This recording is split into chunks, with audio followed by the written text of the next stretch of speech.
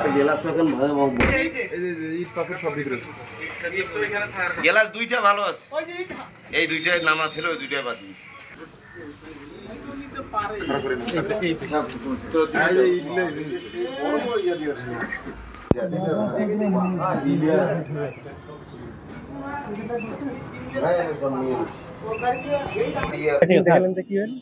চেয়ারম্যানের আহ্বানে আমি সেখানে গিয়েছিলাম। তিনি জানিয়েছেন যে এখানে অবৈধভাবে পাথর বালু উত্তোলন করা হয়। তো আজকে আমরা স্থানীয় জনগণ মিলে এটাতে একটা অভিযানে যাব, আপনারা ওইটা আসবেন।